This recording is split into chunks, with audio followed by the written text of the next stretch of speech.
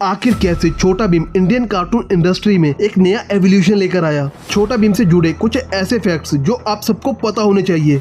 और क्या आपको पता है इंडिया के सबसे एजुकेटेड पर्सन कौन है? इंडिया के ऐसे इंसान जिन्होंने सबसे ज्यादा पढ़ाई करी है कौन है और वो कहाँ रहते हैं, आगे आपको वीडियो में पता चलेगा। और कैसे एक इंसान 360 सीटों वाले पब्लिक पैसेंजर एरोप्लेन में अकेले ही इंडिया से दुबई गया, वो भी सिर्फ 18,000 रुपए में। जानने के लिए वीडियो को अंत तक देखना। वीडियो ऐसे ही रैंडम फैक्ट से भरी हुई है जो आपके रोंगटे खड़े कर देगी। So let's get start the video. Number 9।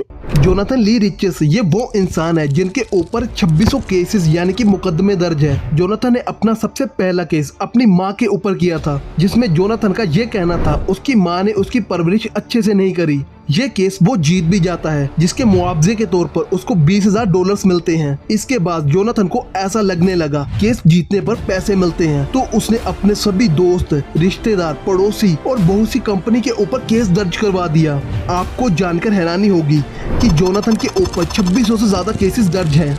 इसके लिए इनका नाम Guinness book of world record में शामिल किया गया। पर इस इंसान ने Guinness book of world record को भी नहीं छोड़ा, इसने उसके ऊपर भी केस दर्ज करवा दिया कि मेरी परमिशन के बिना मेरी जिंदगी के बारे में क्यों लिखा। और मजे की बात पता है क्या है? जोनाथन यह केस जीत भी गया। इसके लिए उसको अच्छे खासे पैसे भी मिले। आपका क्या कहना है जोनाथन ली रिचेस के बारे में? कॉमेंट करके जरूर बताना। नंबर 8। 19 मई 2021 को भूपेश जाबरी नाम के इंसान के साथ ऐसा हुआ जो उसने अपने सपने में भी नहीं सोचा था। वैसे तो भूपेश जाबरी दुबई में रहते हैं, पर इस लॉकडाउन के बीच वो इंडिया आए हुए थे। जब 19 मई 2021 को वो वापस दुबई जा रहे थे तो 360 सीट्स बोइंग जेट उनको अकेले ही दुबई लेकर गया, वो भी सिर्फ 18,000 रुपए के टिकट में। ऐसा इसलिए हुआ क्योंकि लॉकडाउन का टाइम चल रहा था और वो अकेले ऐसे इंसान थे जो प्लेन में इंडिया से दुबई जा रहे थे। ऐसे में अगर कोई नॉर्मल इंसान होता तो उसकी टिकट कैंसिल कर दी जाती, पर भूपेश के पास दुबई का गोल्डन वीजा था, जिसके लिए उनको ये खास ट्रीटमेंट मिला और उनको अकेले ही 360 सीट पैसेंजर जेट दुबई लेकर गया, वो भी सिर्फ 18,000 रुपए में। जबकि एरोप्लेन का खुद का कॉस्ट 25 से 30 लाख रुपए बताया गया। भूपेश 360 सीट पैसेंजर एरोप्लेन में अकेले सफर किए।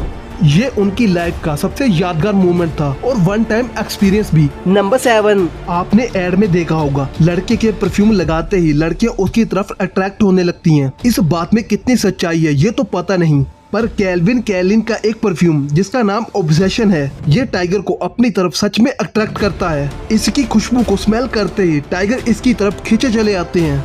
इस परफ्यूम का यूज रिसर्चर्स और वाइल्ड फोटोग्राफर्स करते हैं। इनको जब टाइगर को कहीं पे बुलाना होता है तो वहाँ पे इस परफ्यूम को स्प्रे करते हैं, जिसे सूंघते ही टाइगर उस जगह पे आ जाते हैं। वैसे तो ये एक मैन परफ्यूम है, पर आप इसको लगाकर जंगल में जाने की गलती मत कर बैठना, वरना आप खुद समझदार हो क्या हो सकता है। नंबर 6।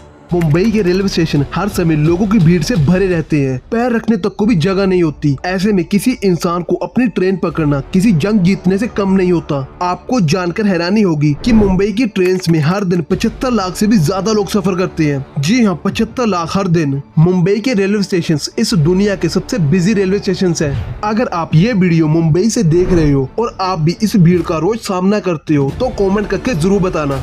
नंबर 5। आपको इंडिया के पीएम, गवर्नर और प्रेसिडेंट के बारे में तो पता होगा, पर क्या आपको पता है इंडिया के सबसे पढ़े लिखे इंसान कौन थे? ये एक ऐसा सवाल है जिसका आंसर हर एक इंडियन को पता होना चाहिए। इंडिया के सबसे पढ़े लिखे इंसान नागपुर के रहने वाले श्रीकांत जिचकर थे। ये 1954 में पैदा हुए थे। आपको जानकर हैरानी होगी श्रीकांत जी के पास 20 डिग्रीज थी। जी हाँ, 20 डिग्रीज। यहाँ एक इंसान बड़ी मुश्किल से अपनी जिंदगी में एक या ज्यादा से ज्यादा 2 डिग्री हासिल कर पाता है, तो वहीं श्रीकांत जी 20 डिग्रीज क्वालिफाइड थे, जिनकी लिस्ट आप अपनी स्क्रीन पे देख सकते हो। इतना ही नहीं, इन्होंने 1978 में IAS का एग्जाम भी क्रैक कर दिया था, लेकिन 4 मंथ की सर्विस के बाद ही इन्होंने रिजाइन दे दिया। और इसके बाद 1980 में इन्होंने पॉलिटिक्स ज्वाइन कर ली और MLA के इलेक्शन के लिए खड़े हुए और जीत भी गए। ये भारत के अब तक के सबसे यंगेस्ट पॉलिटिशियन थे। मात्र 26 साल की उम्र में श्रीकांत MLA बन चुके थे। तो अब से ये बात हमेशा याद रखना, इंडिया के most educated person Shrikant Jichkar थे। नंबर 4। न्यूजीलैंड देश में दुनिया का एकमात्र ऐसा एयरपोर्ट है जिसके रनवे के बीचों बीच से ट्रेन गुजरती है। जी हाँ, पूरा दिन रनवे ट्रेन और प्लेन की वजह से बिजी रहता है। जब प्लेन को टेक ऑफ या लैंड करना हो तो ट्रेन को रोका जाता है और जब ट्रेन को रनवे से गुजरना हो तब एरोप्लेन को रोका जाता है। सब कुछ बड़ी ही सावधानी से किया जाता है। एरोप्लेन और रेलवे की टीम लगातार आपस में बात करते रहते हैं ताकि कोई दुर्घटना ना हो। नंबर 3। इंसान और जानवरों को चोट लगने के बाद खून निकलना एक आम बात है। आपने बहुत बार देखा भी होगा, पर क्या आपने कभी किसी पेड़ के अंदर से ब्लड यानी कि खून निकलते देखा है? शायद नहीं देखा होगा, तो आज देख लो। ये है ब्लडवुड ट्री जो कि अफ्रीका में पाया जाता है। इस पेड़ को जब भी काटा जाता है तो इसके अंदर से लाल रंग का खून निकलता है।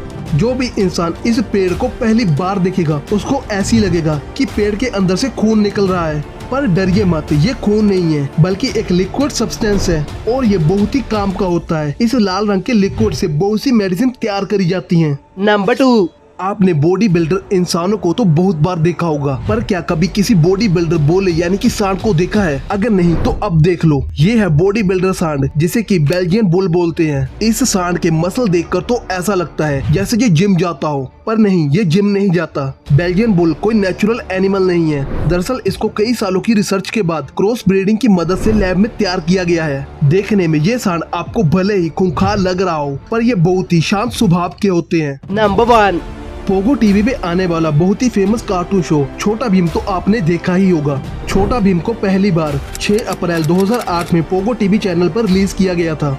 छोटा भीम से पहले इंडिया में जापानीज और अमेरिकन कार्टून शोज ही चला करते थे, लेकिन छोटा भीम इंडियन कार्टून इंडस्ट्री में एक न्यू रेवोल्यूशन लेकर आया। आज आप जितने भी इंडियन कार्टून शोज देखते हो वो सभी छोटा भीम के बाद ही रिलीज किए गए। ऐसे में कुछ बातें ऐसी हैं जो आपको पता होनी चाहिए। छोटा भीम कार्टून शो को ग्रीन गोल्ड एनिमेशन स्टूडियो ने बनाया था।